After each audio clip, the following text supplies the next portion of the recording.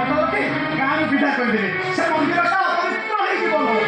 ଥାଉ, ଯଦି ଆମେ ମନ୍ଦିର ଛୁଇଁଲେ ମନ୍ଦିର ଅପବିତ୍ର ହେଇଯିବ, ତାହେଲେ ମହାପ୍ରଭୁ ଶ୍ରୀ ଜଗନ୍ନାଥ ଦାସିଆ ବାଉରୀ ହାତରୁ ନଡ଼ିଆ ନେଇଯିବେ କେମିତି? ଭକ୍ତ ସ୍ଥାନ ଦେବଙ୍କ ପାଇଁ ନନ୍ଦିଘୋଷ ରଥଟା ଅଟକି ଯାଇଥିଲା ତୋଳ ପାଇଁ। ମହାପ୍ରଭୁ ଶ୍ରୀ ଜଗନ୍ନାଥ ଭକ୍ତଙ୍କ ପାଇଁ ଭଗବାନ। ତାଙ୍କ ପାଖରେ ଜାତି ଅଜାତି ଛୁଆଁ ଅଛୁଆଁ କିଛି ନଥାଏ। ଜଗତର ନାଥ ଜଗନ୍ନାଥ ଶ୍ରୀ। ମୁଁ ତତେ ହାତ ମାରୁଛି ତୋ ସହିତ ଯୁକ୍ତିରେ ପାରି ହବନି।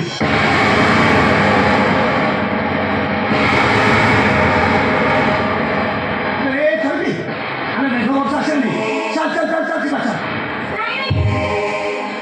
ମୁଁ ଘରକୁ ଯିବିନି, ମୋ ମନ୍ଦିର ଭିତରକୁ ଯିବି, ମୋ ଭାଗବତ ବସେଇବୁ, ମୋ ମନ କଥା ଜଣେଇବୁ। ଆଉ କି ମନ କଥା ଜଣେଇବୁ ଲୋ? ଆଉ କି ମନ କଥା ଜଣେଇବୁ? କେତେ ବଡ଼ ବଡ଼ ଡାକ୍ତରଙ୍କୁ ଦେଖେଇଲି, ତ ଦାତାମାନେ ପଣ୍ଡିତମାନଙ୍କୁ ଦେଖେଇଲି, ହେଲେ ସମସ୍ତଙ୍କ ପାଖରୁ ସେ ଗୋଟିଏ କଥା, ଆମେ ଆଉ କେବେ ବାପା ମା ଡାକ ଶୁଣିପାରିବାନି। ଯେତେଦିନ ପର୍ଯ୍ୟନ୍ତ ବଡ଼ ବୟସ ଅଛି, ଏ କୁଲା ବୟସରେ କି ବଞ୍ଚିବା? ଆଉ କୋଉଦିନ ବୟସ ଚାଲିଯିବ? ଆମ ଚିହ୍ନଟା ଆମ ସେବା କରିବ, ଆମ କାନ୍ଧରେ ମଶାଣିକି ଦେବ, ଆଉ ମଲାବେଳେ ଆମ ତୁଣ୍ଡରେ ଗଙ୍ଗା ଜଳ ଟିକେ ଦେବ। ତମେ ସିନା ଆଶା ହରେଇ ସାରିଲଣି, ମୋର ଏବେ ବି ବିଶ୍ୱାସ ଅଛି। ମୋ ଭାଗବତ ବସେଇ ମୋ ଡାକ ନିଶ୍ଚୟ ଶୁଣିବେ, ମୋ କୋଳ ଛୁଆଟି ନିଶ୍ଚୟ ଦେବେ।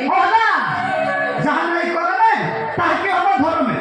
ତୋ ଯଦି ଭାଗବତ ବସେଇ ମୋର ଏତେ ଭରସା ଅଛି, ତାହାକୁ ଏଇଠି ଯାଇ ଭାଗବତ ବସେଇ ଡାକ, ମୁଁ ବି ଦେଖିବି ଭାଗବତ ବସେଇ ତୋ କଥା କେମିତି ଶୁଣିବୁ। ଶୁଣିବେ, ସେ ବିଶ୍ୱାସ ଆଉ ଭରସା ମୋର ମୋ ଭାଗବତ ବସେଇ ଉପରେ ଅଛି।